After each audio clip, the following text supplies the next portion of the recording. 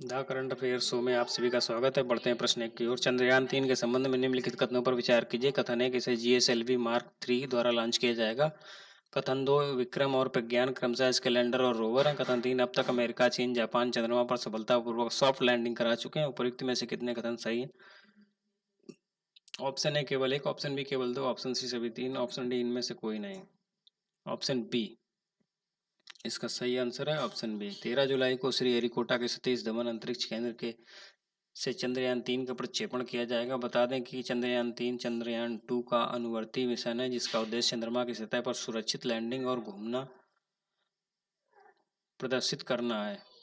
इस मिशन के लिए ISRO launch vehicle GSLV mark 3 का उपयोग करेगा, इसलिए कथन एक सही है। इसे विक्रम और प्रज्ञान नाम का क्रमशः एक लैंडर और रोवर शामिल है, इसलिए कथन 2 सही है। सफल होने पर चंद्रयान 3 चंद्रमा के दक्षिणी ध्रुव के पास सॉफ्ट लैंडिंग करने वाला भारत का पहला मिशन बन जाएगा। यह भारत को अमेरिका, रूस, चीन, जापान के बाद चंद्रमा पर सॉफ्ट लैंडिंग करने वाला दुनिया का चौथा देश बना देगा, इसलिए कथन 3 सही नहीं है। इस प्रकार केवल दो ही कथन सही है, अतः विकल्प बी सही है। अगला प्रश्न, सांख्यिकी दिवस कब मनाया जाता है? ऑप्शन 29 जून, ऑप्शन बी 28 जून, ऑप्शन सी 27 जून, ऑप्शन डी 26 जून। इसका सही आंसर है ऑप्शन ए।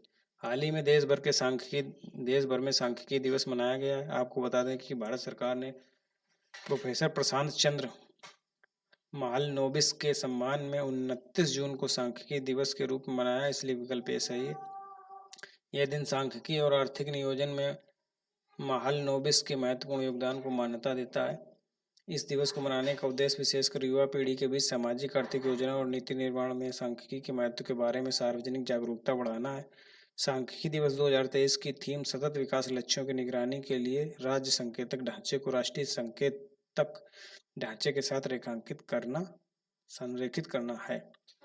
यह थीम सतत विकास लक्ष्यों की प्रगति की निगरानी के लिए राष्ट्रीय ढांचे के साथ साथ राज्य स्तरीय संकेतों के सिंक्रोनाइजेशन पर आधारित है। बढ़ते हैं अगले प्रश्न की ओर। आपदा रोधी अवसंरचना गठबंधन CDRI के संबंध में निम्नलिखित कथनों पर विचार कीजिए। इसे कथन है कि इसे वर्ष 2019 में संयुक्त राष्ट्र जलवायु कार्रवाई शिखर सम्मेलन के दौरान लॉन्च किया गया था। कथन 2, ये जलवायु परिवर्तन में वैश्विक नेता के रूप में भारत की भूमिका का प्रतिनिधित्व करता है। उपयुक्त में से कौन सा है, कौन से कथन सही है? कथन ऑप्शन केवल एक, ऑप्शन बी केवल दो, ऑप्शन सी एक और दो दोनों, ऑप्शन डी ना तो एक और ना ही दो। उत्तर सी एक और दो दोनों। हाल ही में केंद्रीय मंत्रिमंडल ने भारत सरकार और आपदा रोधी अवसंरचना गठबंधन CDRI के बीच समझौते को अपनी मंजूरी दी है। आपदा रोधी अवसंरचना गठबंधन CDRI को भारत के प्रधानमंत्री द्वारा 23 सितंबर 2019 को न्यूयॉर्क के संयुक्त राष्ट्र जलवायु कार्रवाई शिखर सम्मेलन के दौरान लॉन्च किया गया था, इसलिए कथन एक सही है। यह सतत विकास सुनिश्चित करने के उद्देश्य से एक वैश्विक साझेदारी है। इसका लक्ष्य जलवायु और आपदा जोखिमों के प्रति बुनियादी ढांचा प्रणाली को लचीलेपन को बढ़ावा देना है। इसमें राष्ट्रीय सरकारें, संयुक्त राष्ट्र एजेंसियां, बहुपक्षीय विकास बैंक और निजी क्षेत्र के साथ साथ शैक्षणिक और संज्ञान संस्थान शामिल है। इसे जलवायु परिवर्तन और आपदा लचीलापन मामलों में वैश्विक नेतृत्व की भूमिका प्राप्त करने के भारत के प्रयासों के रूप में देखा जाता है, इसलिए कथन 2 सही है। इस प्रकार विकल्प सी सही है। अगला प्रश्न, हाल ही में बच्चे और सशस्त्र संघर्ष पर एक रिपोर्ट चर्चा में रही, इसे किसके द्वारा जारी किया गया है? ऑप्शन ए राष्ट्रीय जन सहयोग बाल विकास संस्थान, option B NITI Aayog, option C महिला एवं बाल विकास मंत्रालय, ऑप्शन डी संयुक्त राष्ट्र। इसका सही आंसर है ऑप्शन डी संयुक्त राष्ट्र। हाल ही में 2010 के बाद पहली बार भारत को बच्चों और सशस्त्र संघर्ष पर संयुक्त राष्ट्र की रिपोर्ट से हटा दिया गया है, इसलिए विकल्प डी सही है। 12 साल बाद इस रिपोर्ट में बुर्किना फासो, कैमरून, लेक चाड बेसिन, नाइजीरिया, पाकिस्तान और फिलीपींस जैसे देशों के साथ भारत का नाम नहीं लिया गया है। बच्चों को बेहतर सुरक्षा के लिए भारत सरकार द्वारा उठाए गए कदमों के चलते भारत को इससे हटाया गया है। भारत ने बच्चों की सुरक्षा के लिए सुरक्षा बलों के प्रशिक्षण के साथ साथ बाल कल्याण समितियां, किशोर न्याय बोर्ड, बाल आवासों की स्थापना सहित एक रोड मैप को अपनाया। बताते चलें कि बच्चों और सशस्त्र संघर्ष पर रिपोर्ट में भारत को जम्मू कश्मीर में सशस्त्र समूहों द्वारा लड़कों की कथित भर्ती और सुरक्षा बलों द्वारा उनकी हिरासत तथा हत्या जैसे आरोपों के बाद शामिल किया गया था। अगला प्रश्न, नेशनल रिसर्च फाउंडेशन NRF के संबंध में निम्नलिखित कथनों पर विचार कीजिए। कथन है कि इसका संचालन एक गवर्निंग बोर्ड द्वारा किया जाएगा, जिसमें केवल प्रतिष्ठित शोधकर्ता और पेशेवर शामिल होंगे। कथन 2, इसका उद्देश्य उद्योग, शिक्षा जगत, सरकारी विभागों और अनुसंधान संस्थानों के बीच सहयोग को सुविधाजनक बताना है। कथन 3 इसका प्रशासनिक विभाग विज्ञान और प्रौद्योगिकी विभाग होगा। उपर्युक्त में से कितने कथन सही है? ऑप्शन ए केवल 1, ऑप्शन बी केवल 2, ऑप्शन सी सभी 3, ऑप्शन डी इनमें से कोई नहीं, ऑप्शन बी केवल 2। हाल ही में केंद्रीय मंत्रिमंडल ने नेशनल रिसर्च फाउंडेशन बिल 2023 को संसद में पेश करने की मंजूरी दे दी है। यह विधेयक विज्ञान और इंजीनियरिंग अनुसंधान बोर्ड को निरस्त कर देगा और इसकी गतिविधियों को नेशनल रिसर्च फाउंडेशन में शामिल कर देगा। बता दें कि एनआरएफ की स्थापना अनुसंधान एवं विकास को बढ़ावा देने के और पूरे भारत में विश्वविद्यालयों, कॉलेजों, अनुसंधानों संस्थाओं के साथ अनुसंधान एवं विकास प्रयोगशालाओं में नवाचार की संस्कृति को बढ़ावा देने के लिए की जाएगी। इसका संचालन एक गवर्निंग बोर्ड द्वारा किया जाएगा, जिसमें प्रख्यात शोधकर्ता और पेशेवर के साथ पदेन अध्यक्ष के रूप में प्रधानमंत्री और उपाध्यक्ष के रूप में केंद्रीय विज्ञान एवं प्रौद्योगिकी शिक्षा मंत्री होंगे। इसलिए कथन 1 सही नहीं है।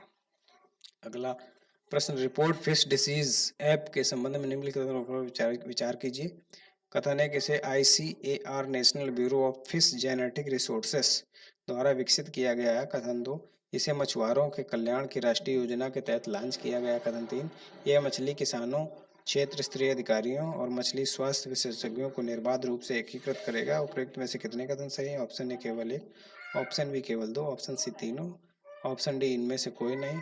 इसका सही आंसर है ऑप्शन बी 2 कथन। हाल ही में भारत सरकार ने डिजिटल इंडिया के दृष्टिकोण में योगदान देते हुए रिपोर्ट फिश डिजीज के रूप में एक एंड्रॉयड आधारित मोबाइल ऐप लॉन्च किया है। इस ऐप को ICAR national bureau of fish genetic resources NBFGR Lucknow द्वारा विकसित किया गया है। इसलिए कथन 1 सही है। यह जलीय पशु रोगों के लिए राष्ट्रीय निगरानी कार्यक्रम के तहत लॉन्च हुआ है। इसलिए कथन 2 सही नहीं है।